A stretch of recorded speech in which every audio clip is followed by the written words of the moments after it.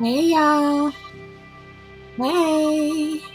It's me, Dolores, the pastor's daughter. Hey y'all. How are you doing today? How are you? Well, I am doing well. Today has been a pretty busy day for me. So, as usual, I'm coming on late. I actually had some things to do for my son today. So, just kind of running errands, and then today I had a doctor's appointment. Well, actually, I had a scan that I had to get done. So, an ultrasound to be exact. So I had that done today, and so it was a pretty interesting day overall. Um, but I wanted to come back on because it's day 16. Okay, like it's day 16, like post book launch, virtual launch. So you guys know that I said that I was going to keep this whole trend going and just make a whole month of it until the paperback comes out. Okay. Okay, so you guys can hear me good on YouTube. So yeah, I was just going to keep this launch going until the paperback comes out, which will be in April, at sometime in April. So I was telling you guys yesterday that I was thinking about how I wanted to do it, because I know a lot of people have been waiting for the paperback. And um, hold on, let me take this off the screen for a second. We're not talking about her book right now. We're talking about my book. Um, so I know a lot of people have been waiting for the paperback. So I'm just trying to make sure that everybody stays posted and when that comes out so they can go ahead and grab it. And if they want an autograph copy, then I'm just trying to figure out how to do that. So you guys gonna have to give me some suggestions, okay? So how are we gonna do this? I need to know um what you guys suggest. Let me pull the book up. I still haven't changed the I still haven't changed this one to include the international bestseller seal because we earned that, you guys. We earned it. So we got that. So yeah, y'all just have to let me know like how we should do that, okay? Like how you guys want me to do that, and so we can just come up with a really good plan to get that done. And then shoot, what else? Like, I need you guys to make sure that you are signed up for my email list. You guys know I won't be harassing you or anything like that with, emails or text. Make sure you opt into to receive text messages from me, okay? You guys know I'm not gonna be sending you no junk text messages, nothing crazy. Just making sure that you guys are up to date with what's going on with me. And then at some point, we'll get to the point where if, you guys want to be alerted of when I go live and all that stuff, then we can do that too. But it starts with, just building a community um and going from there, and providing your input.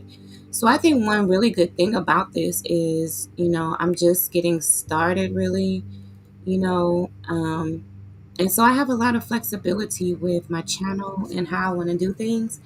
So I'm like open for suggestions because I also want it to be something that you guys help to create, and that I have your buy-in and your input, and so we can create a good space for us to share our stories, share our experiences, um, and just be able to talk freely and openly about what's been going on, and just help each other to get smarter about these situations. Situations with toxic, narcissistic people, especially those who like to use religion to, to push that agenda. So, going along with what we've been talking about, right? So, you guys know we've been on this, we've been reading this book, Divorcing a Parent, right? And let me just, before I pull the book back up, I want to just go ahead and show you guys this quick copyright disclaimer.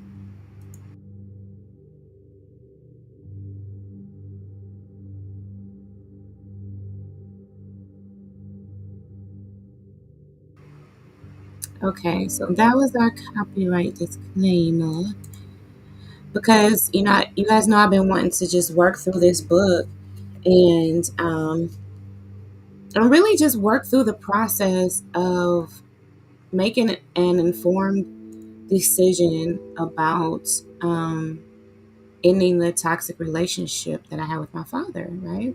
Divorcing him. And so we are on chapter 2 now. And the title of this chapter is When Right is on Your Side. But just to do a quick recap, so yesterday we were talking about chapter 1, and the title of that chapter is To Divorce or Not to Divorce. So let me just go through and just talk about some of the places that I highlighted. Um, Okay, so one section here that I highlighted says, I do not think the answer to your conflicts with your parents necessarily lies in trying to understand our parents better or in forgiving them. In fact, I do not believe that forgiveness is necessary or even possible in some cases. I began to suggest another option, that of divorcing a parent who continues to be abusive, controlling, or neglectful. And so, if you guys remember, I was talking about the author of this book, who is Beverly Engel, and um, shoot, I don't even, I'm not even showing her name. Like, who does that, you guys? Come on, yeah. Okay, still can't see her name. Hold on.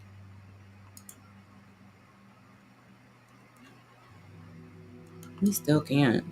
But see, her name is Beverly Engel. She is a licensed marriage and family therapist. At least she was at the time of this publication.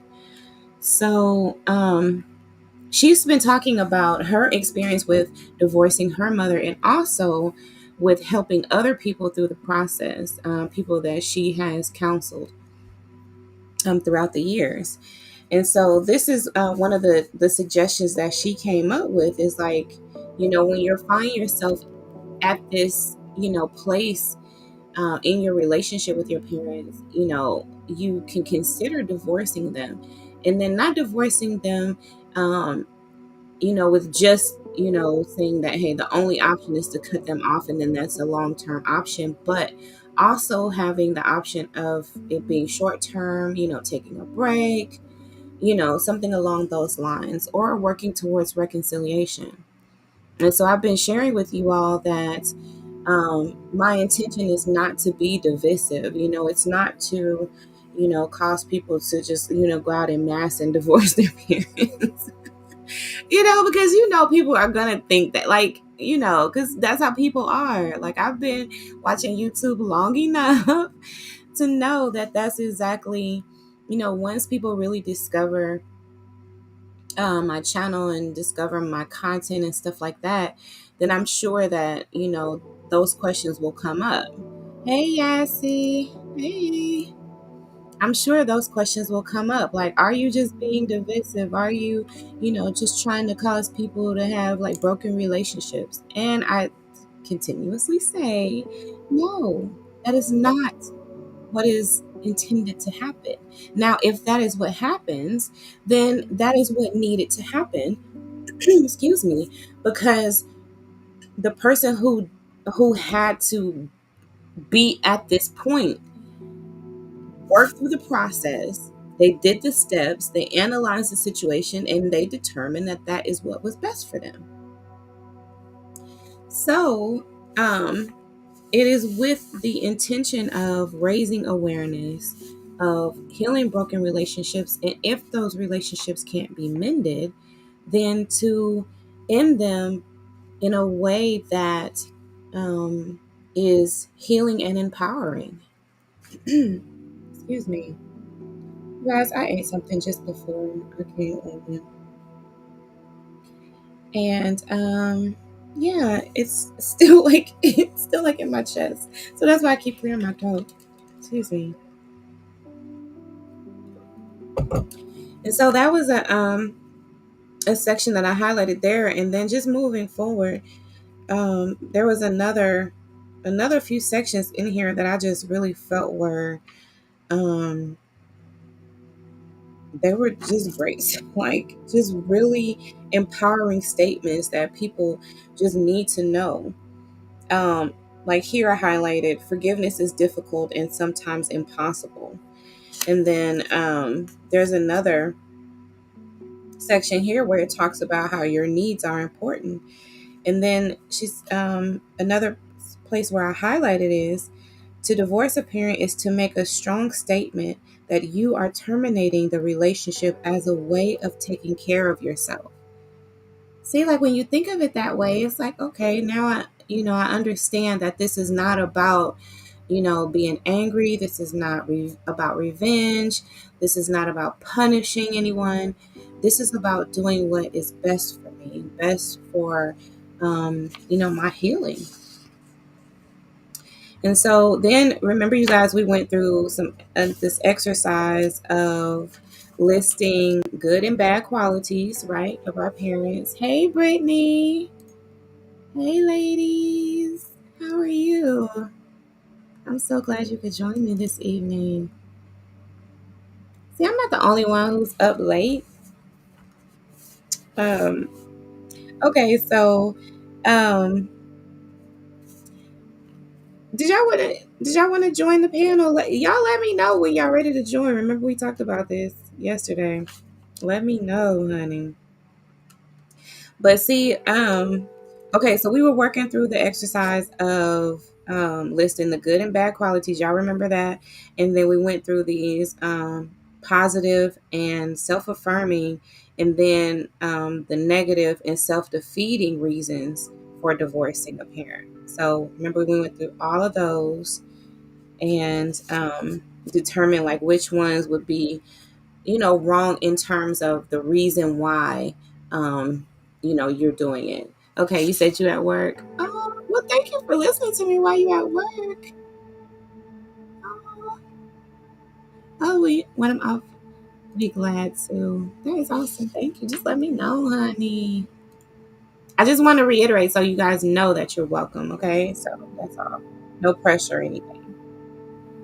Um, and then we went through like the emotional blackmail and just different reasons why um, you should give this a really good thought. Like work through the process and determine if you're doing things for the right reasons.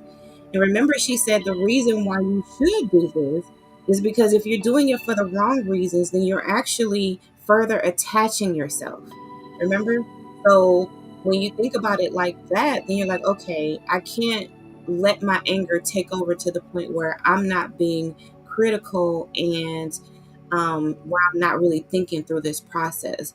Because whatever decision I make, I need to be able to make it and make it in a way that is best for me. Because obviously, to stay attached to this person in some type of like, I'm going to punish you and I'm just going to, keep this relationship going just so I can punish you. And you just end up punishing yourself, right? Like, at the end of the day. Thank you, Yassie. I love you too. I love you too. Thank you so much. Y'all are so sweet. I'm saying y'all give me so much life. Um, but so remember, like it's for our own good, it's for our own benefit that we actually work through these steps because we don't want to stay emotionally attached and in some type of like really toxic um, you know, punishment type of relationship with our parents. I think that especially with a narcissistic parent, I mean, that is just feeding and feeding and feeding that narcissistic supply. There's this, oh my gosh, that just made me think about it. I have this recording of my father. Um, oh, I gotta find it. I have this recording of my father. It's only like a 30-second snippet. And basically, what he said to me was, he called me on the phone and he said, he was really excited. And he said, I just love talking to you. He was like, it doesn't even matter if you're mad at me. He was like, I just love like talking to you. And at that moment, um, pretty wise to, um, like my father's sickness, with this narcissism. So I knew that that was a narcissistic statement, Um, but before, I probably would not have thought that, like I would have thought that it was weird, because I've always had that discernment about me, but so it was a lot of things that I thought was weird, but I didn't know that it was narcissism. I didn't know that there was like a name to it, that you could just kind of put it all in this, this package and call it narcissism, Um, but basically that's what he said, and it was like the most narcissistic snippet I've like, and it wasn't even a snippet. That was as long as the call was. He just wanted to let me know that um I wonder if this is it.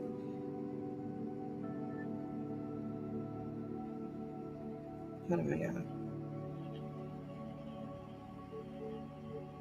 You think you're gonna come? That's me. Y'all know I do my own little voice notes too, right? Like, I'm telling you, Otter needs to totally sponsor me. Otter, I know you can hear me. You need to y'all need to sponsor me, okay? Because as many recordings as I have in here, like I wonder if anybody else uses Otter the way I do. Like I have got so many. Yeah, it's crazy. It's crazy. Hold on, let me see if this is it. Oh, listen to this. Listen to this snippet real quick. Y'all hold on, we're gonna listen to a couple recordings real quick. Hold on. Let me pause this ambient music in the background real quick. Hold on. Okay, listen to this. Hey, my sweet daughter. I just called you to confess something. I was angry with you a while back, and I talked to Big Girl, and I was telling her you don't love me, and you don't respect me, and you didn't honor me buying this school, and I talked to Big Girl about you, and I'm so sorry. I love you so much. You my baby. I got one girl on this earth, and I just needed you to know that. I never, ever want to hurt you verbally, mentally, in any other way. I just love you, and I just needed you to know that. I called just to hear your voice again. It'll be another week or so before I call and bother you again just to hear your voice. Yeah, that wasn't even the one. This was a voice message. My father used to call just to hear like my answering, like my my voicemail message. He would call just to hear that, and then he would leave me a message saying, that that's all he needed was to even just hear my voicemail message. It was just weird, y'all. But see, the thing is that I know a lot of women get caught up in that stuff, and they think that it's flattering. See, that's the love bombing, you guys. That like listen to his voice. Like you see how meek and mild he sounds, and that's exactly right. Yeah, see, it's like she says, while he was drawing your good energy, that's what they do. Yep, that's exactly how they survive. They're energy vampires, and like just listen to this. Just listen to this again. Hey, my sweet daughter. I just called you to confess something. I was angry with you a while back, and I talked to Big Girl, and I was telling her you don't love me, and you don't respect me, and you didn't honor me buying this school. Okay, let's just stop it right there. Okay, he says, "Hey, my sweet daughter. I just called to confess something. I was angry with you a while back." Now, this was after I left the church. He was trying to, let me see, let me check the date.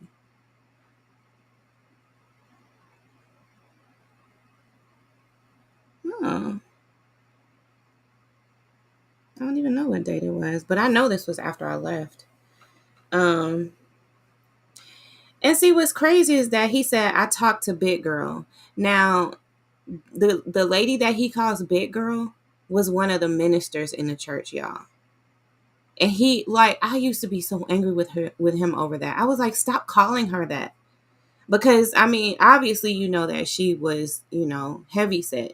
And that's why he was calling her Big Girl. But what pastor calls his head minister Big Girl? You know what I'm saying? It just was like so inappropriate. But it's like, even while he's trying to, like, call me and do this whole love bombing thing, it's like he still is talking about people, and he doesn't realize that I realize that, that he doesn't realize that while he's trying to, get me back, he's talking about like one of his other close people, someone that he calls his daughter, and it's just sick to me. Like, it's really sick to me that, um, that he's like this. Hold on, y'all. Let's keep listening. And I talked to Big Girl about you. And I'm so sorry. I love you so much. Now, do y'all hear that? He's admitting that he's been saying bad things to her about me. And it's like that was like one of his baby confessions, because he knows that, like, I've been hearing things that he's been saying about me. Like, he actually told people that I was raped, you guys. Now, answer me this. Answer me this. Who does that? Who does that? And he's saying that that's the reason why I left and why I'm mad at him. But he wasn't saying that he was the one who did it. He said it was some person in around town who did it, and that I was upset with him because he didn't avenge me or something. It is the stories that this man comes up with is, I mean, it's just like, where do you get this stuff from? I swear it seems like he watches TV and places himself in the TV and just like is like, yes, this is my story. I'm totally taking on this story. And it's just like, what? Sir. And what's crazy is that it's never happened. It's just never happened. It's just not even true. It's just not even true. So then you have to ask yourself, well, what pastor would go around, saying that about his daughter? And then what father would go around saying that about his daughter? What man would go around saying that? It's just on every level. It's like, dude, come on. Like, how can I not be at a place where I'm like, I'm divorcing this guy? Like I don't care. No, I didn't marry him. You know what I'm saying? Like, he's not my husband or nothing. He's my father, and yes, like I'm divorcing my parent. Because I'm telling you guys, this stuff is ridiculous. Yes, he said, Dolores, what about the kind that ignore you and pay you no attention? What kind of narcissist is that called? That's your mother? Oh my gosh. That's our mother. You have to come. Oh wow. Yep. She wants you coming back like groveling. And I'm sure she's probably like praying that something bad happens to where you have to come back. That's how, a lot of them are that need to be needed, to the point where they set you in situations where you'd have to come back to them, where you constantly would need them. It's like they intentionally do this. He said, what about the kind, what about the kind, what kind is she, Dolores? She never apologizes, never show love. You have to submit to her. What would she be considered as? Wrong. Just a terrible parent. A terrible parent.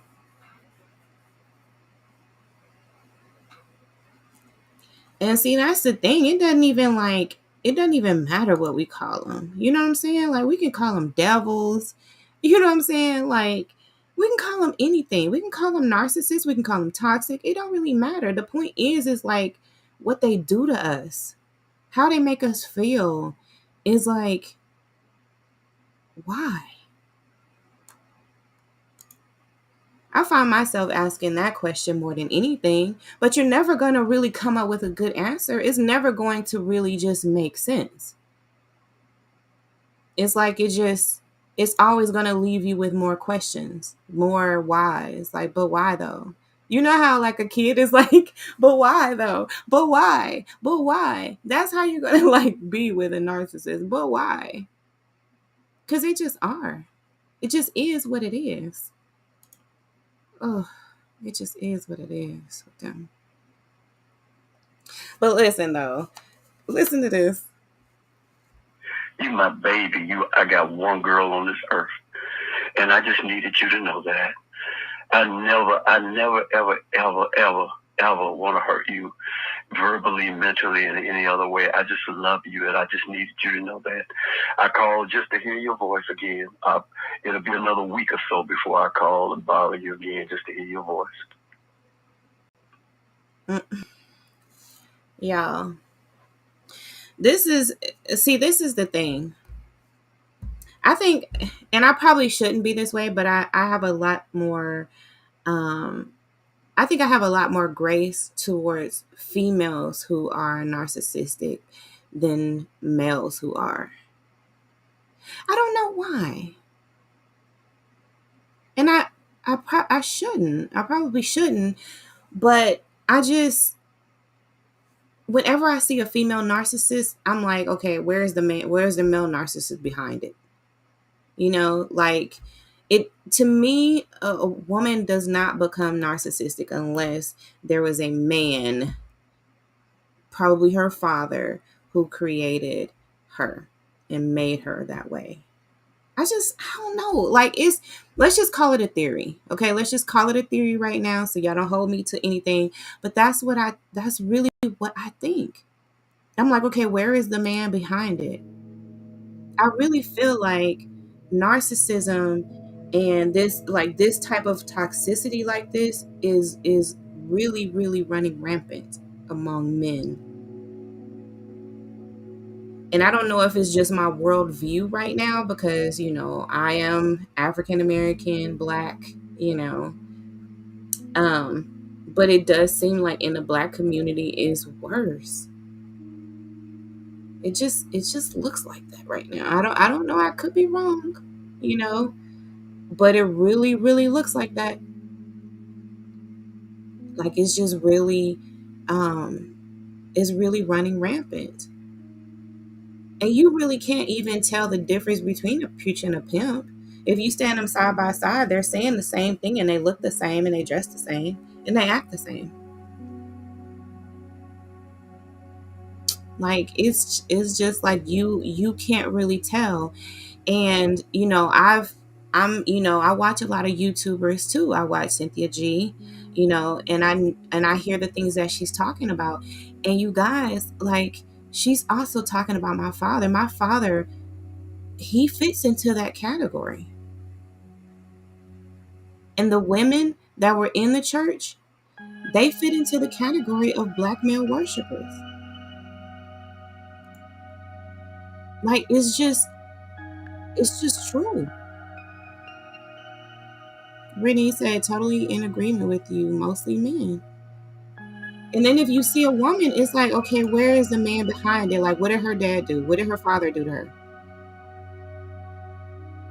Or it's like, what did her, husband do to her? It just seems like it just seems like there's always a man behind it. And I'm just like, and Brittany, you say, yep, so true that, yeah, you can't really tell if you stand them side by side, you can't really tell the difference between the two. Because the fact of the matter is that they are religious narcissists. There is this breed of like black men that it seems like it's really running rampant in the black community, that there's this really large group of black men who are religious narcissists. And it's not religion as in they're just preachers and just apostles and stuff like that. This is when you're getting into like the hotep stuff, into the guru stuff, the life coach stuff, the image consultant stuff. It's because of the structure that religion and those types of um industries, it's like the structure that they have makes it ideal for these religious male narcissists to come in and just run rampant. And usually they are taking advantage of black women. Like, look, you got to look at this stuff. You see it in the church, you see a man who's in the pulpit, and you see mostly women who are in the congregation. It's the same structure. And then if you have like straight black men, sane black men, they've usually already left the church. And if they're staying in the church, they are either um narcissist sympathizer, or they're narcissist in training, or they're narcissists themselves.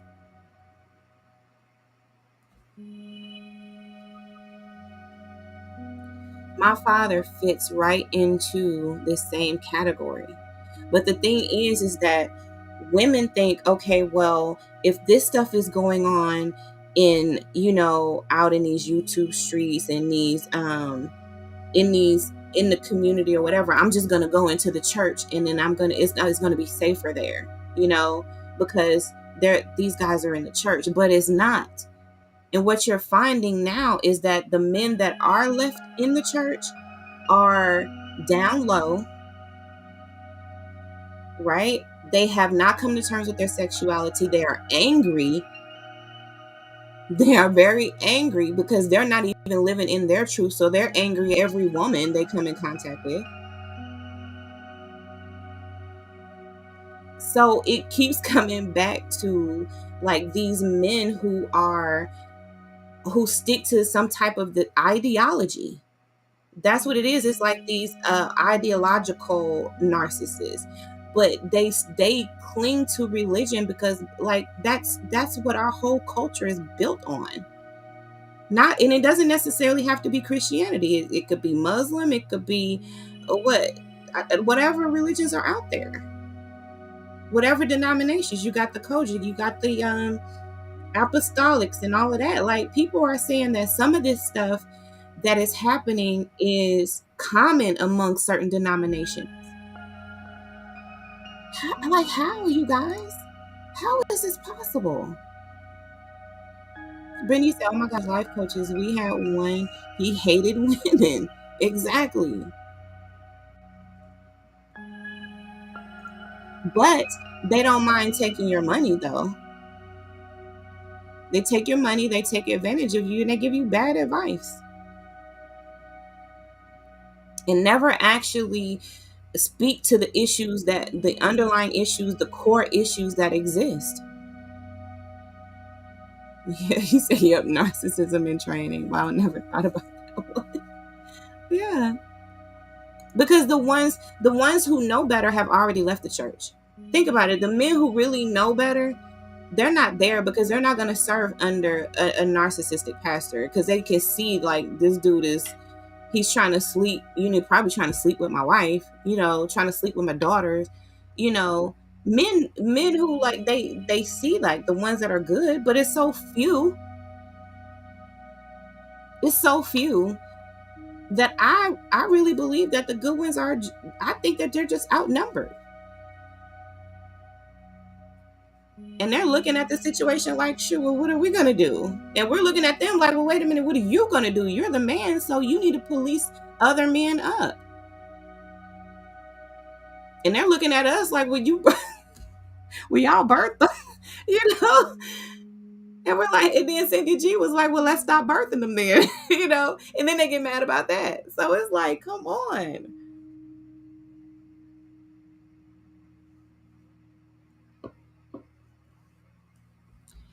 they stick to this ideology. And I think Kanye West fits into this category of a religious narcissist. I think Nick Cannon fits into this category of a religious narcissist. It's this ideology. They make up their own ideology, okay? So don't just think it's a Christianity thing. They make it up as they go.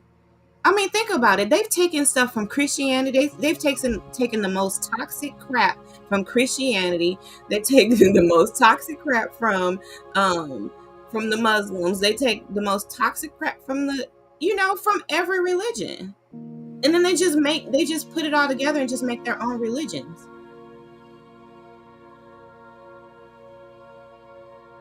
Brittany said, Dolores, we took our mother to a session with him. He was telling us no matter what, we should respect and treat our mother like a queen. What? I just walked out, Dolores. He was all in favor of her. Ugh. Wow.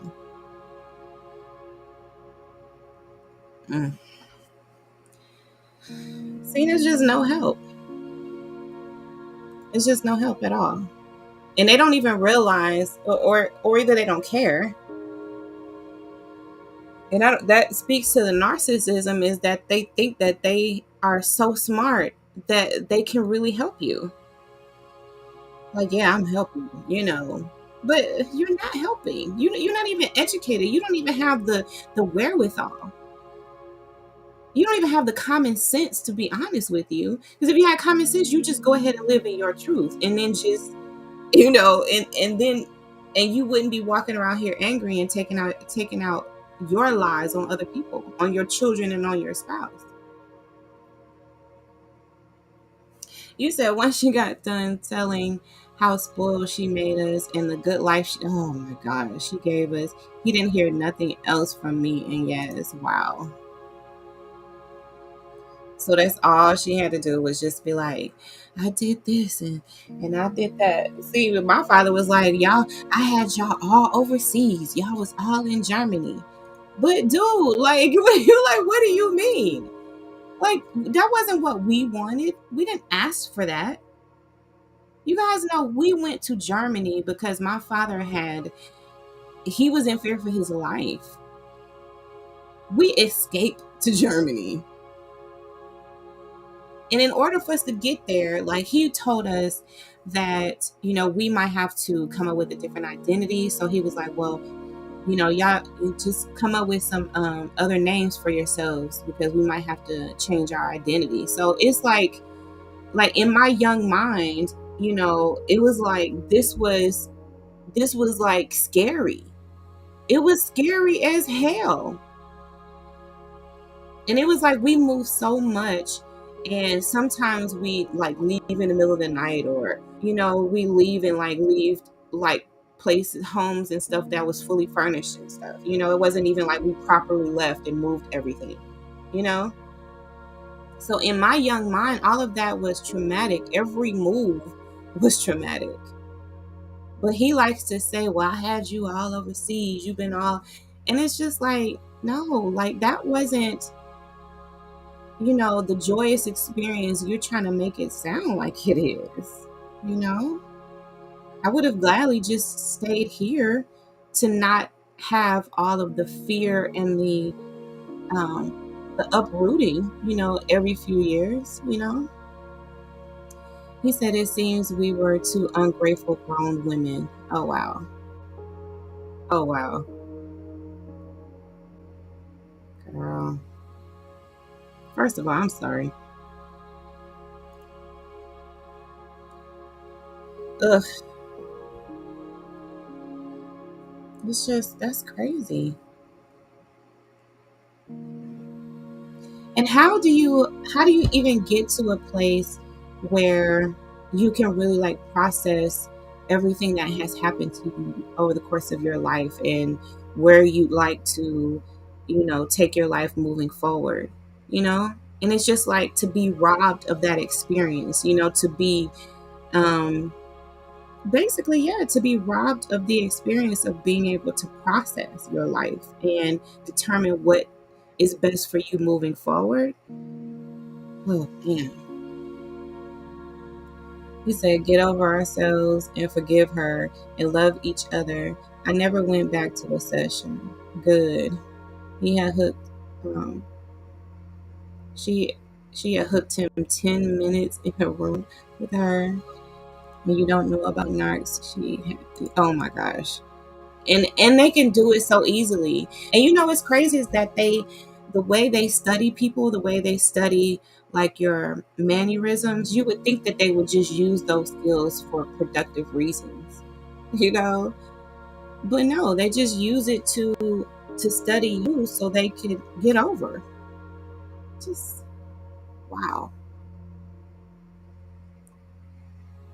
And you would just think that she would be more interested, in just working through the issues.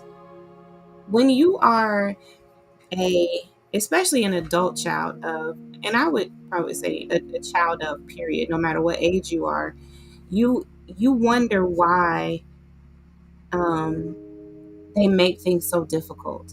Like why is this hard? Like why is it hard for us just to come to terms with what happened and just move forward? Like why is that so hard? Why is it so hard to just say, you know what, I failed. I failed you as a parent. I made a lot of mistakes and I'm sorry. And I won't do it again. And I will move forward better. And I will work towards healing so that you can at least have a healthy parent, for the rest of your life.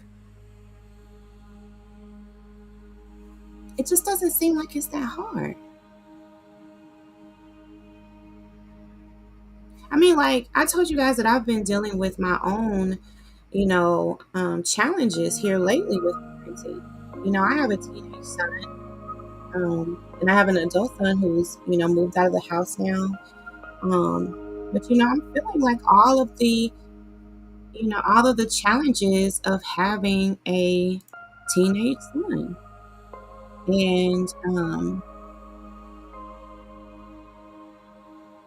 And yeah, I just, but I can't imagine not wanting and not desiring and not making that clear to him that I'll do whatever it takes. I'll do whatever it takes to not only have a successful relationship with you, but to ensure that you know what has happened to me so that like you at least have an understanding. You know who I am. You know, that I never meant any harm, but I did harm. And for the harm that I've done, I apologize.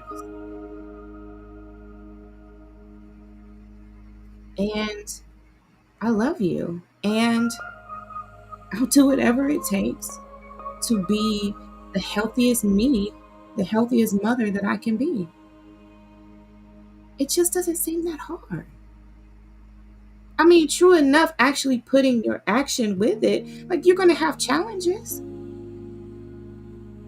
But where, like, the love has to have stopped somewhere in order for you to not take it all the way, in order for you to not do everything that you can, especially knowing that, hey, like I did make mistakes.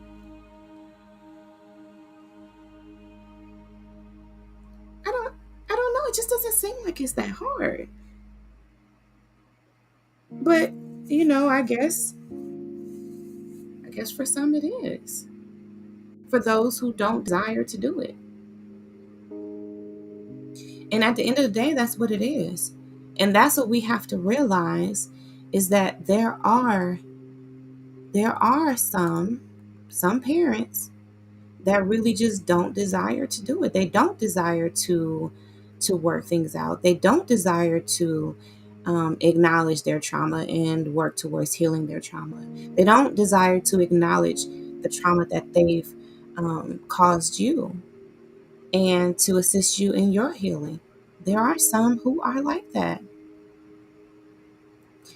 And so then that brings me to chapter 2, where the author talks about, she starts it with when right is on your side. And it starts like this: there are many good reasons for divorcing a parent, some of which were discussed in the first chapter.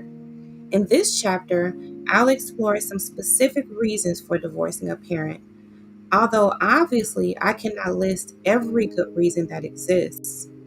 Some of these reasons overlap, and you'll probably identify with at least one, if not several of them. And the very first reason she starts off with is when your parent is hypercritical. Oh my goodness. And I already know, yeah, I know Yassi and Brittany, I know you probably can both relate to this because female narcissists are really, really critical. Okay, so it reads like this: when a parent is hypercritical, a child has absolutely no relief from criticism and can't do anything right. For some adult children, a parent's endless bickering with them, constant criticism, or continual attempts to control continue to chip away at their self esteem and at their resolve to recover. These adult children may notice that each contact they have with their parents causes a setback in therapy or regression to an earlier stage of recovery. This is the case with Jonathan. Okay, so when I skimmed through this chapter, I noticed that she gives several stories in here. So I'm going to read through this first story and then we can discuss as we go. So this is the case of Jonathan. And this is Jonathan's story. Each and every time I see my father or talk to him on the telephone, I end up questioning whether or not I should continue therapy. He'll say things to me like, "How long are you going to stay in therapy?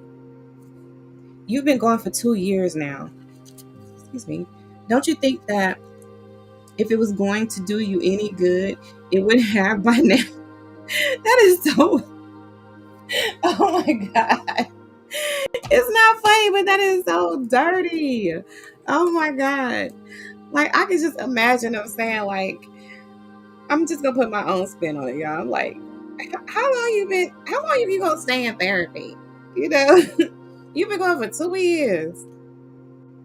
Don't you think if it was gonna work, it would have by now? Like, don't you think if it was gonna do you any good, then it would have by now? Which is basically saying you ain't changed. Y'all, that is so dirty. Godly. Okay. All those therapists want is to take your money. There's nothing wrong with you that a little hard work and a little discipline couldn't cure. You're just as lazy now as you ever were. When are you going to get a decent job and quit all this therapy stuff? It's just a waste of time. Oh my God. Even though I've learned to defend myself somewhat with him and seem to hold my own against accusations, I began to doubt myself in my therapy because I sometimes don't see any progress myself. I'm still afraid to go out and get a better job because my self esteem is so low. And I'm afraid I couldn't hold on to one if I got it. I still don't trust in my abilities. Y'all. Like, this is so true because it's like that constant criticism makes you doubt yourself even in areas where they may not have even criticized you or had a chance to criticize you. You know, sometimes it just like that low self-esteem and that voice, you start to hear it in other areas of your life too. Okay. After I've talked to my dad, it takes me some days, sometimes weeks, to snap myself out of my doubts and depression. I have to force myself to remember all the progress I've made in therapy and to remind myself that my self-esteem is so low because of the constant berating I received from my dad when I was growing up. I remember trying to do my homework when I was a kid, feeling afraid that any moment my father would come into the room. Almost every night he'd come in, ask me how I was doing, and sit down next to me and to watch me. I'd get so nervous with him watching like that I would make mistakes. He'd be watching me so closely that of course he would catch the mistake and pull my ear sharply saying, "Hey, what's this? That's not the right answer. Do that problem again." Or, "You spelled that word wrong. Correct it right now." Of course, I'd be so nervous that I wouldn't be able to get the right answer or correct the spelling. Then he'd start to berate me. "You're so stupid. I can't believe you're my son. Where is your head? Don't you even bother to think?" He'd go at me for what would seem like hours, but was probably only minutes. Then he would insist that I sit there until I got the right answer, even if it took all night. Golly, you guys. Wow. I developed extreme anxiety in school whenever I had to take a test. I was so afraid of getting an answer wrong that I would sit paralyzed, unable to put down an answer. I was also terrified of standing up in front of the class to give a speech or book report. I imagined that the whole class was scrutinizing me like my dad did. After several years in therapy and countless attempts at getting my dad to understand how his constant criticism was hurting me, I realized that the only way I was going to prevent myself from being continually damaged by my father was to stop having any contact with him. Otherwise, I was doomed to failure. Wow. So, what did y'all think of Jonathan's story? Like, I can relate to that too. Like, there was one time, you know how like when you're a kid, you try like different sports and stuff like that to see what your interests are. And like I was trying out for track and I had made the track team, but for some reason, y'all, I don't know why these people had me jumping hurdles. Like, y'all, I'm 5'3". I'm 5'3". And I don't even know if I was 5'3" at the time. I don't know if I was still growing or what, but I don't know why they had me doing hurdles. Well, I wasn't really good at it. And then on the first track meet, I wore these like tube socks, like the long socks that you had to like you had to scrunch them down. Like, okay, I was I was born in '80. So at this time it was in the '90s, okay? So I had those thick, you know, and I didn't know that, that they were gonna slow me down and be heavy and like they were the wrong socks to wear. It was my first time. Well, anyway, I didn't win, of course. But my father made fun of me. And you guys know I never went back, like I never did track again. And I used to think that I hated running. I think I just made myself believe that I just didn't do it because I hated running. But then when I joined the military and, we had to do like a whole bunch of running, I ended up enjoying it. And what's crazy is like I went to officer candidate school, and that's when I did the most running. Oh my gosh. And then one of the captains that was over like my class group, he was training for a marathon. And so he would make us run like even longer because like he would use like our PT physical therapy time, he would use that to train for his marathon. So we had to run with him for like all his distant runs and stuff. But like it wasn't bad. I actually, started to enjoy it. Like even our long runs, like we used to have to do like we had to do like a 5, I think a 7 mile and a 10 mile run, and we had to do it within a certain time period, based on your gender, and all that stuff. So, but I actually was like I exceeded the female standards and was like into like the male standards, like was like I was doing so good in my running that I could probably can do I did a lot better than some of the men that were there. That's my point. So like I realized like later on in life that I really did actually enjoy running. Like now of course I don't do that because my knees are all jacked up from the military. but for a while there, um I didn't even know that I really loved it. And I didn't know that it, I didn't realize that it was my father's, criticism. Like, he was like, I'm sure he was probably just joking and didn't really realize that he was crushing me. I don't feel like in every situation my father knew, that he was like crushing me, like, or crushing like my hopes and dreams, or like, discouraging me. I don't think that he intentionally did that every time, you know but that was an end result of some of his joking and his criticisms and stuff. Would you say, Yassie? Never could someone look at you and tell you were in the military? Yes, ma'am, I was actually medically retired when I was, how old was I? 30. I had just turned 34, I think. Yeah, I had just turned 34 when I received my medical retirement papers. Um, I retired as a captain from the Army. Yep.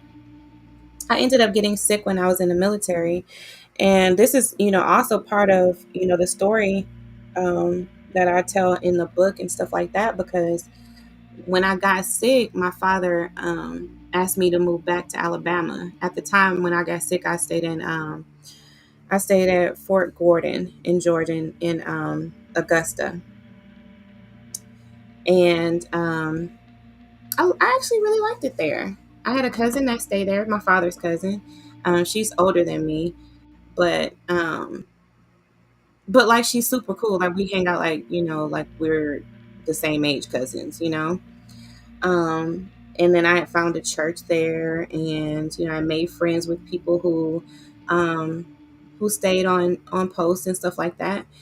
And but when I got sick and stuff like that, my father was like, well, move back. God is telling me that, you're gonna do work in the church, and we need you to help build the church and stuff like that. You remember? You remember reading it? Yes. Yep. That's why I talk about that too. Because he had convinced me to move back. But that's where, I really feel like it was in the military that a lot of this trauma was triggered. Um, because I grew up in Germany. My mother was in the military for 3 years of that time, and then we were in Germany for 9 years. So a portion of it, she was in the military, active duty, and then a portion of it, she worked for the military. So worked as a civilian, and we stayed there um, as civilians. So we kind of got like a little bit the best of both worlds living there, living out on the economy, and, just like really mingling with Germans. And then I went to my younger brother and I can't remember if my older brothers went, but I know my younger brother and I went to a German school for a little while, where most people spoke German. And I remember, y'all, I remember when they were like, they would be learning English, and then of course we would help them, and of course they would help us to try to learn German. But I remember when I first heard them say the alphabet, and they don't say the letter Z like we say it. They say, I think they said Z, but we say Z. Just like in other countries they say zebra, and we say zebra. And I remember like telling them, I'm like, no, that's wrong. Like, we don't say it like that. We don't say it like that. We say Z. You know. And here I thought I was really teaching them something. But anyway, so it was like, it was, I really actually enjoyed Germany, to be honest with you. Like, I didn't even want to come back. And a large reason why I didn't want to come back was because my father had put so much fear in us of being in America. Like, like, yeah, it sounds funny now. Like, when I say it wasn't funny then. Like, it was real life. But now looking back, it makes me chuckle because like I really was afraid to be here. Like, he talked about like how violent it was. And then when we came back to Atlanta. And at that time, it was like, it was a lot of stuff happening. I mean, it still is a lot of stuff happening in Atlanta. And so I was afraid. And then remember, you guys, like people were trying to kill my father. So coming back to America meant that like we were gonna be like he was gonna be on edge, like hyper vigilant, watching everywhere, watching everybody. And like that's how I grew up, with my father being um very paranoid, you know, and and he kind of made me paranoid. Like I still am. Like when I go out and stuff, I'm like extra on guard, Like my husband has really helped me a lot with that, like a lot. Because, he would pick up on like my body language and stuff like that and my movements, and he'd be, he would assure me that, I was okay, that, he had me. But and then that's when I started to really realize how, how hyper vigilant, how paranoid, how, a little jumpy I was. I would just be really, really watchful. And I still am, and I think that that's a really good quality to have, you know, but not to the point where it interferes with you even being able to have a good time when you go out. It just, and I think it was, it had gotten to that point a few times, even to the point where somebody had walked up to me one time, and um, it was during the time where I had first started speaking out about my father, and I was just kind of like nervous that maybe, somebody would like walk up on me, who, I don't know, maybe someone who had his back or something, really felt like I was one wrong, or I don't know. So I was like really watchful, really watchful of people. And then I told y'all, like, I don't go on that side of town. My father's in town. Like he still has a church that's just like what 15-20 minutes from my house, and I just don't even go on that side of town on Wednesdays, on Sundays, or on Fridays. But he comes to town more than that. But I know he's gonna be in town for sure on those days. So I just don't even go. Like, why would I even put myself in that situation to even have a run in? So I actually have not seen my father in person since I left the church in 2019. I have not seen my father in person since then. And I'm totally fine with that. I just want to go ahead and put that out there. I am totally fine with that because y'all know he be listening to my videos, and I don't want him to think that I miss him, and I don't want him to come back around, because I do not, and I still will shoot you. Okay? Just so you know. I'm not going to play them games. Okay, so that was Jonathan's story. And then there's a little bit of Sandy's story. We're gonna read that, and then I'm probably gonna end this stream because I don't want to keep you guys too long. But let's go into Sandy's story. So Sandy describes a different response to the hypercritical parent. After visiting her mother, she would binge on candy bars to the point that several times she passed out from too much sugar. Oh my gosh. Have y'all ever passed out from eating too much sugar before? Like, I wonder how much you would have to eat to pass out from it. I would imagine that is a lot of sugar. Now, I've had some sweet stuff, like, to the point where it kind of like makes you feel like you in sugar shock, You just kind of like real jittery and just weird, like your body feels weird. But to pass out from sugar, oh my God. She must have really been trying to numb herself. Okay, this is what she says. Whenever I used to leave my mother's, I couldn't wait to stuff my face with as many candy bars as I could stomach. I'd stop at the nearest store and buy handfuls of candy bars, dump them out of the bag on the empty seat next to me, and eat them the entire hour and a half it took to get home. Golly. I'd often get so sick that I would have to stop and throw up before I made it home. I now know that being around my mother made me feel self-hatred and self-loathing. Eating all those candy bars may have seemed like a child's way of rewarding herself, but in reality, it was my way of punishing myself. That's the effect my mother always had on me. No matter how healthy I got, no matter how long I was able to abstain, I couldn't see her without becoming self destructive. She was so critical and controlling, so emotionally abusive, that I always left feeling like a nothing. I felt I had to stop seeing her completely in order to maintain my physical and emotional health. Whoa. Wow. You guys. And what's crazy is that we all like have like maladaptive behaviors that probably like other people would be like, oh my God. That's why I'm just like, that is a lot.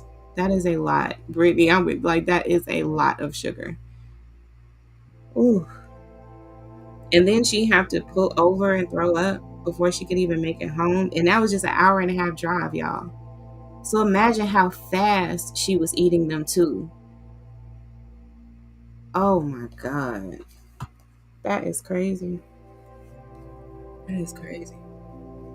She definitely needed to. She definitely needed to end that relationship.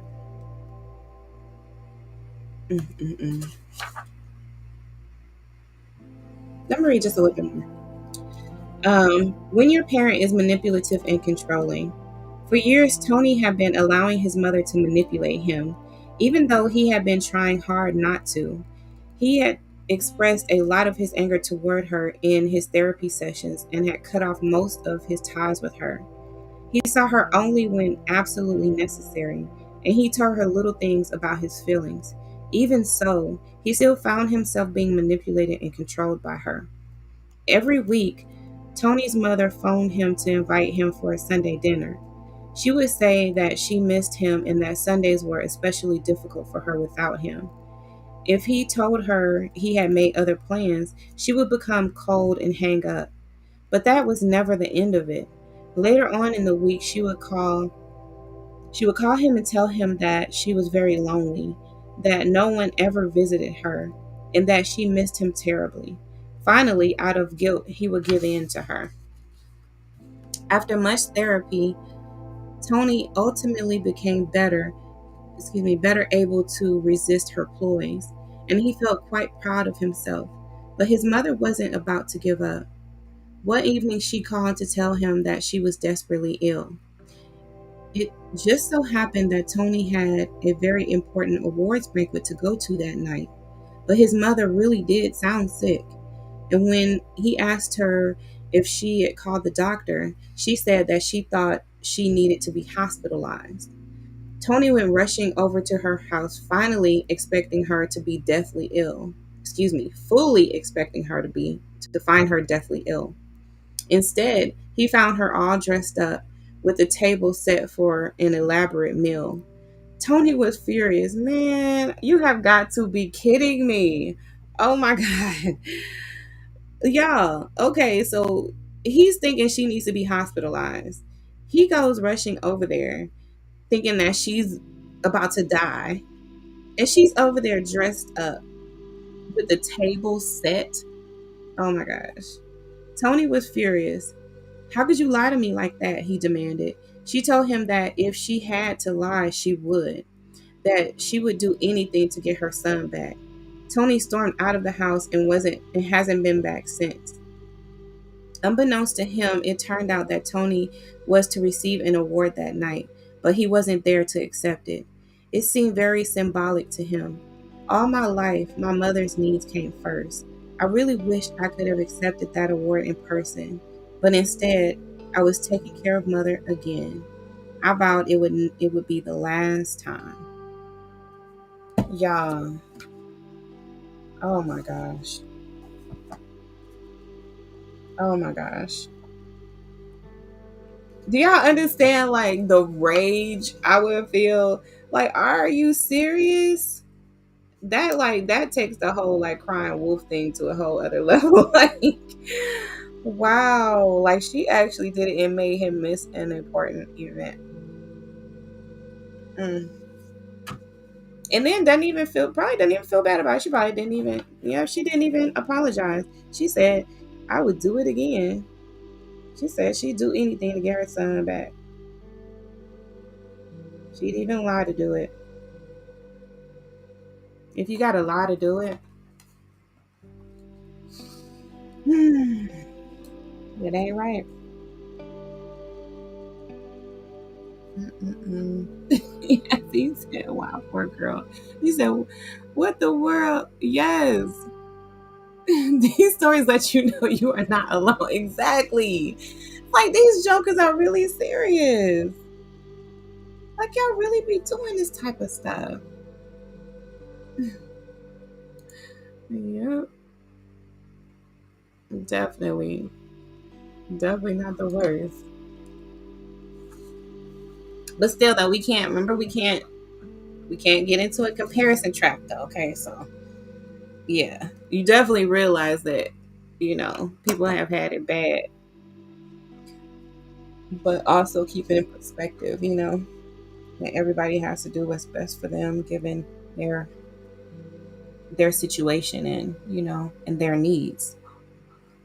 This is just wild. So do y'all want me to continue? Should I continue reading? Yeah, so you still in here with me. This next part is when your parent continues to abuse you, and then it goes into when your parent continues to deny the truth, and then it goes into breaking the cycle. That's where I wanted to get to. What did I name this? Yeah, that's where I wanted to get to. So I'll keep going because I was wanting to get to that breaking the cycle. Get past that part. Yes, we have just a few more pages. Okay, when your parent continues to abuse you. When a parent continues to abuse you either verbally, physically, or sexually, and you are either unable to stand up for yourself or your attempts are not enough to stop the abuse, you may need to consider divorce. Larry explained why he decided to divorce his father. Okay, y'all, we're about to get into another story. This is Larry's story right here. Okay. My dad is a very obnoxious man who always believes he is right. He loves to argue and he has to have the last word on everything. When I was growing up, he used to beat me into submission, but not that he can't do that. But not that he can't do that, only because I'm bigger than he is. Um, he tries to do it by intimidating me verbally. Okay. I think what he meant was, but now he can't do that. But it says, but not that he can't do that. So let me read it again. Okay. He loves to argue and he has to have the last word on everything. When I was growing up, he used to beat me into submission. But now that he can't do that, only because I'm bigger than he is, he tries to do it by intimidating me verbally. I do stand up for myself, but every time I do, he becomes enraged and starts yelling and throwing things. So it's as if he's still abusing me physically. I've tried not to argue with him, but he's the type of person who can argue by himself. I love my dad, but I just can't stand being around that kind of abuse any longer. So I've had to stop talking to him and or seeing him. Excuse me. I've had to stop talking to him or seeing him. So that's Larry. I think some people don't realize that. Okay, Brittany, you gotta get back on the floor. Okay, have a great day. Well, have a great evening.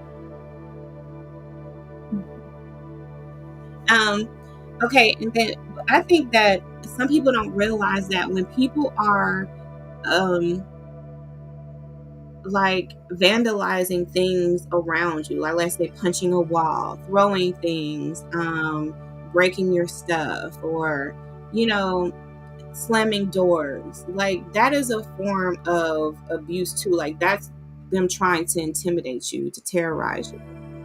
Um, And so, that's abusive behavior towards you too. You have to realize that. And that's what it sounds like Larry was realizing, is that even though his father wasn't physically abusing him. And see, that's another thing that people don't realize, is because, when you get so big, your parents, may stop physically abusing you because you're big. But you know that as a a child of an abusive parent, you know that the only reason they stopped is because you're big now, not because they actually realized that their behavior was wrong. And that impacts your decisions, of whether you're going to continue a relationship with them. Because, like even with my father, he stopped physically abusing us because I reported him for child abuse. And my brother and I were removed from, my parents' home. And we were put in a German foster home. So that's even like that's what, like, we were in a whole other country. And it has different implications, because um sometimes, like, well, when you're in Germany, you are both bound by like the laws for like the military, because my mother worked for the military, worked, for the government or whatever. But we were also bound by the laws of the country that we were in. So my father realized that his abuse of us had more serious implications than even just dealing with the American side of things, and just dealing with the government, which was already bad enough. But then he was going to have to deal with the German government too. Like, part of what I'm going to show you guys on my channel is the papers, like the the the child abuse papers, the court papers from our case. Like, I'm going to show you guys all that stuff, and it was in German. Like, I had to get this stuff translated for the sake of, of first of all reading it for myself, and then for the sake of doing, this book and being transparent with you guys is, I got those things translated, and I want to share them with y'all as we move forward. Um, But the only reason he stopped doing that is because I reported him. And I know that. Like, and I knew that then, and I will forever know that he didn't stop because he actually cared for us, because he realized that he was wrong, because he was actually making a change and, learning better and more effective ways of parenting us. That wasn't why he stopped. And then, though he stopped physically abusing, he just intensified all his other types of abuses. He just got worse in other areas. And I know that. And I will forever know that. And so that's what factors into, me coming to this decision point is like, I just know who I'm dealing with. And I know that given the opportunity, he'll do whatever he wants to do. He'll do whatever he can get away with. Okay, so Julie is another story that we're going to get into. It says that Julie's attempts to deal with her father met with similar results. And this is her story. Even though I had confronted my father about his sexual abuse of me when I was a child, he continued to be sexually seductive with me. Whenever he looked at me, it was like he was undressing me with his eyes. And he tried to give me a big wet kiss every time he saw me. Ugh. I couldn't even stand next to him without his putting his arm around me and trying to touch my breast. On several occasions, I warned him that if he didn't stop being sexual with me, I would have to stop seeing him. But he continued anyway. Finally, in order to save myself from further abuse and to stop allowing myself to be his victim, I had to stop seeing him. Ugh, you guys. Oh my God. So this dude, that's what you gotta call this dude. Like, every chance he got, every time he got close to her, he's trying to grab at her breasts. Ugh. Do y'all have y'all heard about Aziza Kabibi? Aziza Kabibi. She wrote a couple books too. I think she is the daughter of I think he's a religious narcissist too. Her father. But he did some music, did producing or something for the Fugees or something like that. Um and he abused her. Actually, like had 4 or 5 kids by his own daughter. And she writes about her experience too. I believe that her father is also a religious narcissist. It's just the same. It's the same. Really the same mannerism, same character, same behaviors, same attitudes, same belief systems. Same like sticking to this weird ideology that they like to push as a religion. Like they make up their own religions, y'all. These dudes make up their own religions. Yes, like you feel me? Really do, really. Yes. They make up their own religions. And then try to make you like live by it. And then they don't even live by the religions they make up. I mean, it's the comedy of it all. It's just like the nerve. Okay, when your parent continues to deny the truth. Often the reasons parents do not stop their abusive behavior is that they are still on a state of denial. Still in a state of denial. Denial is a defense mechanism that we all use one time or another to cope with life. It enables us to block from our awareness certain information or emotions that we would otherwise have a difficult time facing. Without some healthy denial, we could not tolerate the stresses, disappointments, and tragedies of life.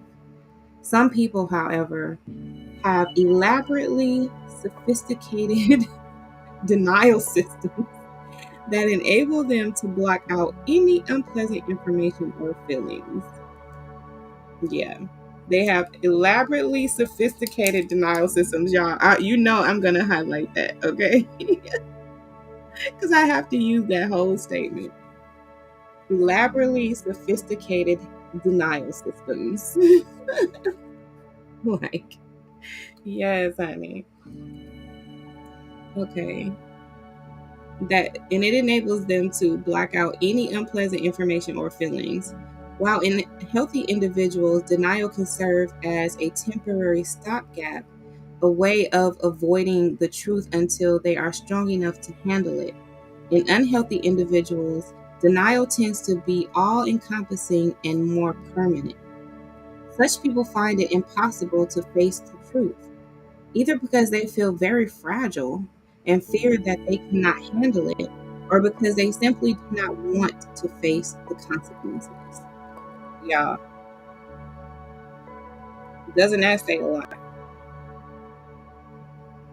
I need to highlight this whole little paragraph right here.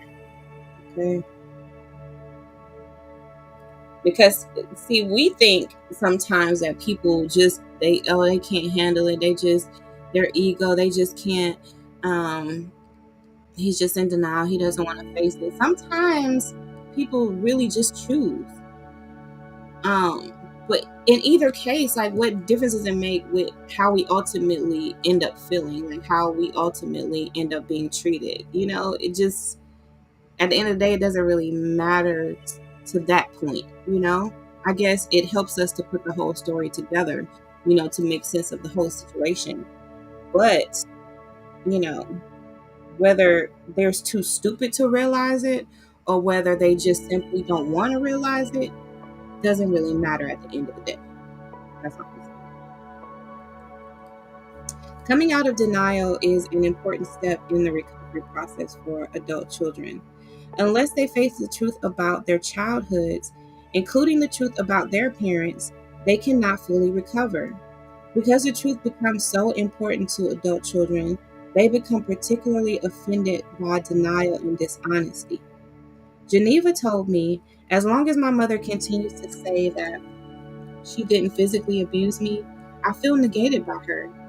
As a part of my recovery, I need to have the abuse acknowledged.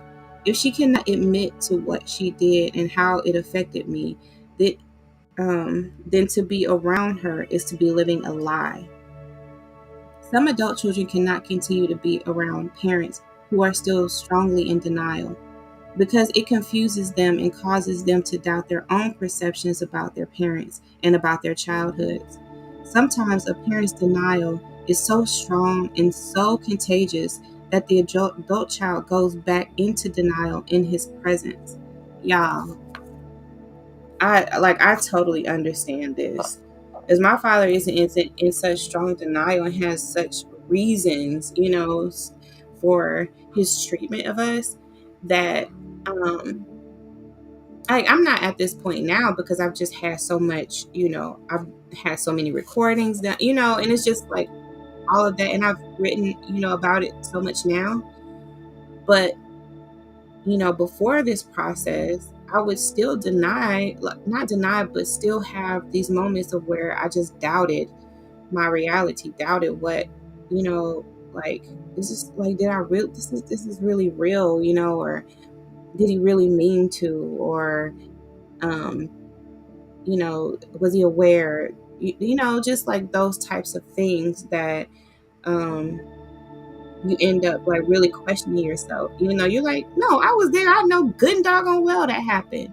But it's because they deny it so much that it makes you doubt yourself. Okay, so now we're going to go into Cynthia's story. So Cynthia says, my father refuses to admit that he sexually abused me when I was a child. I don't know for certain if my mother has ever believed me, but she acts as if it didn't happen either. Whenever I go over there, I end up feeling nuts because everyone acts as though nothing ever happened. When I talk about some of the difficulties I have with men, they act like they don't understand what it's all about. The other day, Mother had the nerve to say to me, I think it's because you matured so late. I guess you just never caught up to the other girls. Oh my God, the nerve of this lady. Okay. As crazy as it may seem, when I'm at their house, I start to doubt that anything did happen. They act so normal now. They seem so happy, and they're both so nice to me. I know there's a part of me that wishes that the fantasy was true, that I could pretend it all away like they have. But days or weeks later, after my therapist and other group members have reminded me of what really happened to me, I come out of my denial stupor and feel really angry. I feel angry that they continue to lie to me and to themselves like that. And I feel angry that I allow them to pull the wool over my eyes one more time. I especially feel angry because of all the wasted time I have to spend coming back and forth. Yeah, I understand this too. That's what I feel like the recordings did. Like, I feel like I had to do it, to do it for myself. Because it's like I remind myself of who I'm dealing with. And I think that that is a way of protecting myself, because I think it's part of our nature to want to have that close relationship with our parents. And but some of us live in a reality where we can't do that, for our own safety.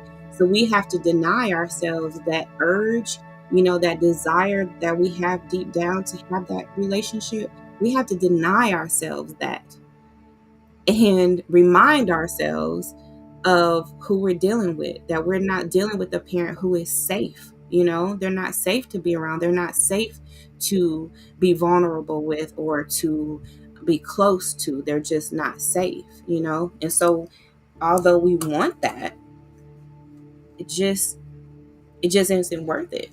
It isn't worth it to have it, and we never really truly have it anyway. And that's the reality of the situation. So I'm gonna read this last part, breaking the cycle. It's like two and a half pages long. So we're gonna do that, and then we'll close. One of them, this one's called "Breaking the Cycle of Abuse." One of the many consequences of denial is that it enables people to continue their abusive behavior.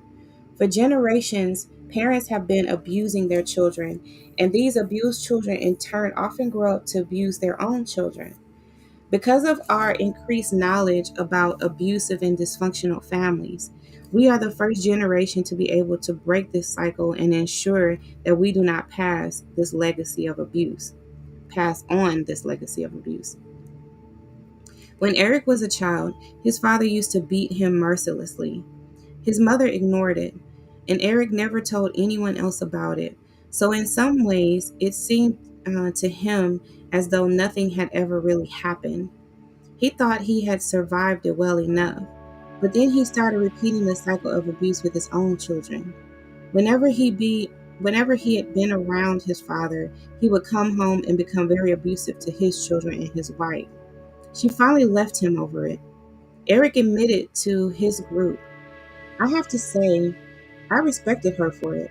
At least she didn't stand by helplessly like my mother did. When she left, she told me that the only way she was going to allow me to see the kids was if I stopped seeing my dad and go into therapy. The court upheld her request. I desperately wanted to see my kids, so I reluctantly went into therapy and even more reluctantly stopped seeing my dad." He went on. Um, okay, so this is Eric's story that we're going to get into, y'all. "I realized several things while I was in therapy. First of all, I noticed that the anger, excuse me, first of all, I noticed that the longer I stayed away from my father, the less agitated I felt. I realized that whenever I was around him, I would feel the old feelings come back that I have felt as a child. I was still afraid of him, so I tended to tiptoe around him, but I also felt enraged at him for beating me as a child. Of course, I couldn't let him know about it. He still yelled and swore when things didn't go his way, just as he had when I was a child. I didn't think I was ever sure that he wouldn't hit me if I crossed him, and I sure didn't want to find out. Instead of letting him know about my anger, or letting myself know for that matter, I would go home and let all that anger out on my wife and kids. I was acting just like my dad. In therapy, I finally recognized that I hated my dad. I hate him for abusing me, but I hate him even more for being such a terrible role model. He couldn't stand up to his boss at work, so he took his anger out on me. I couldn't stand up to him, so I abused my own kids. I still see my mother once in a while, although I realize I resent her as well. But at least I'm not afraid to tell her about my anger toward her. I don't ever see or speak to my father, and it feels good. I can't get my wife back, but I do have visitation rights now that there is no danger of my abusing my kids. They're in therapy now, and I encourage them to get angry with me for having been abusive to them when they were younger. I truly hope that the cycle of abuse stops with them." Wow. Many adult children become increasingly concerned that their children will be negatively affected by being around their grandparents. This is a valid concern if one or both parents were abusive to you.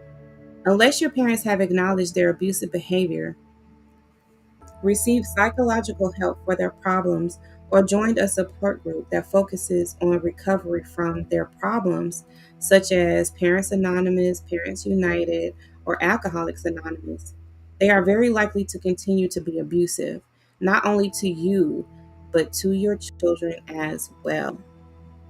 And see, that's one thing that a lot of people don't consider while we're having this conversation about, if it's necessary to divorce our parents or not. We also have to consider our children, who are grandchildren um, to these people, to our parents, And we have to consider if those parents will then become a threat, or will be a threat, or will be dangerous towards those, or abusive towards our children.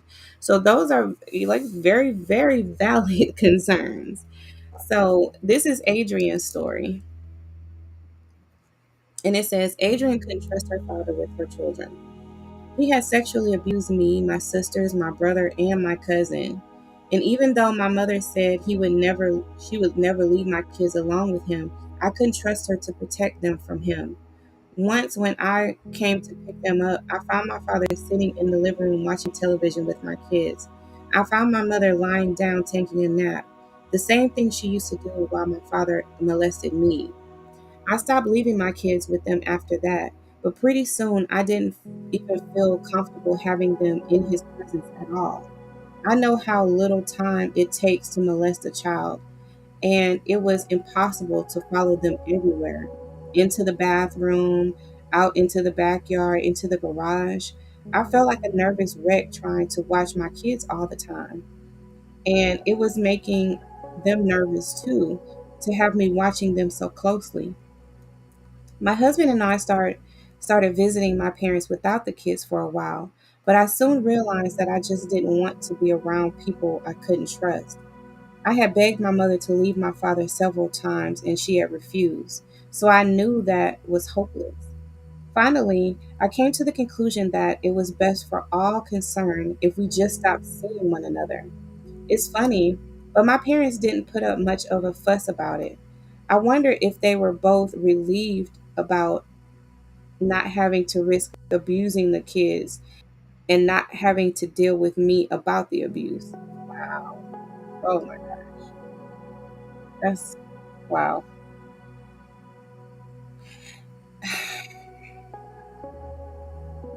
Mm.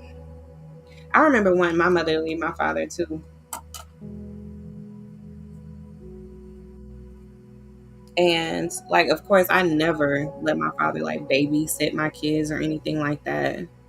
I didn't really like I didn't really think that he would be, sexually abusive toward them.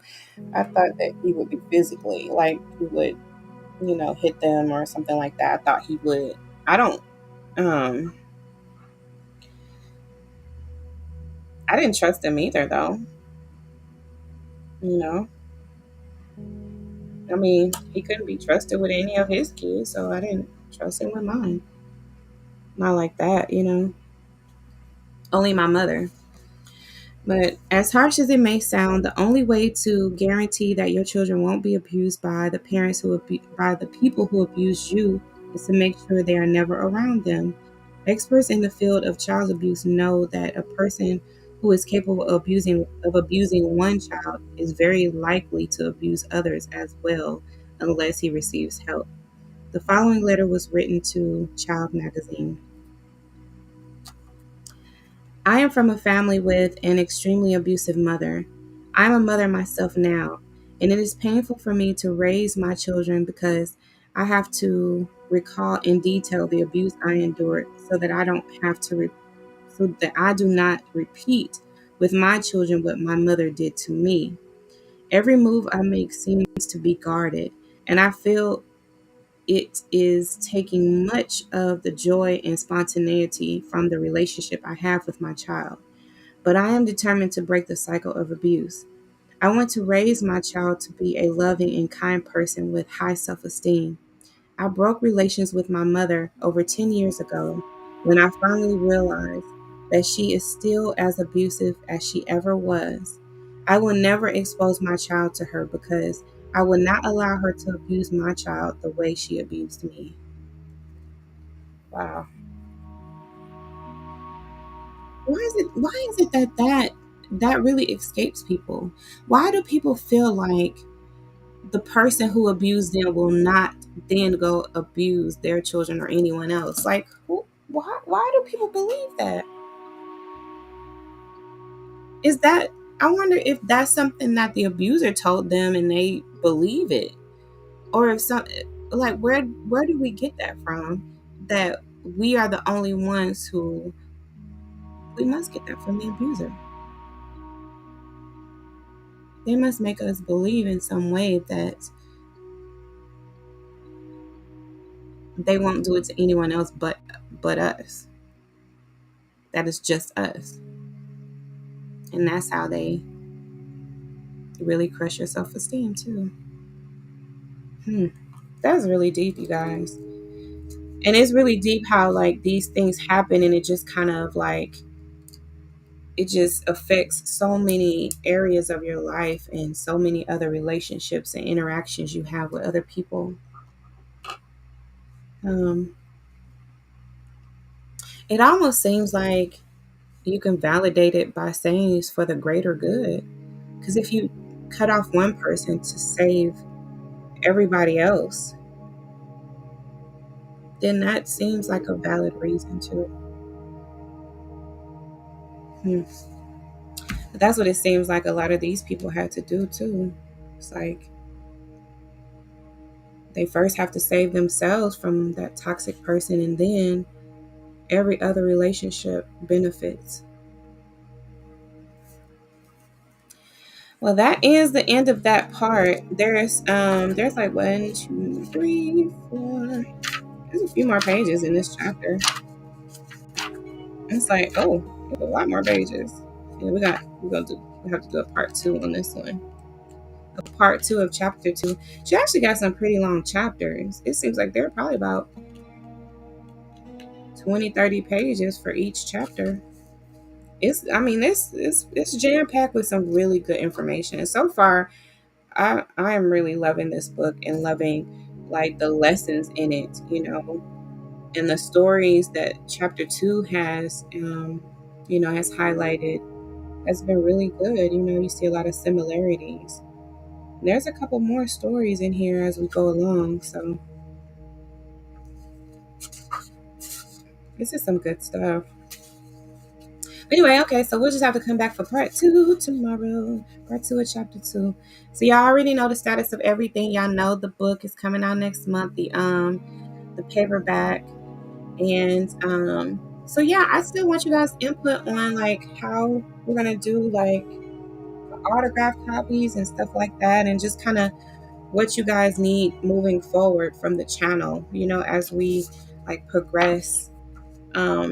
But I will say this though, I have some ideas. Like God has really given me some ideas of um just moving forward of how we can really build our community and really like support each other in this community. So yeah, I love the stories too. I love the stories too, Brittany. Like the stories are like everything, you know.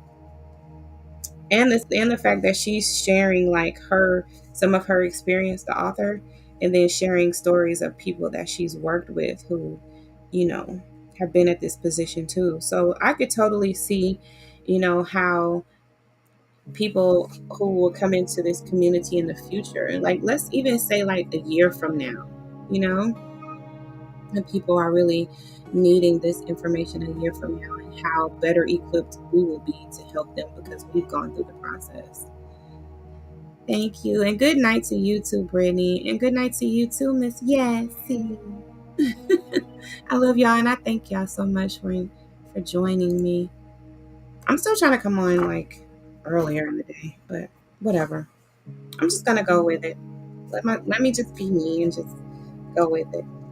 As things change with my conditions and stuff, then I'll change. But anyway, so I love y'all. And let me take this off and let me just sing to you. You are important to me. I need you to survive. Good night. Love you. Bye bye for now.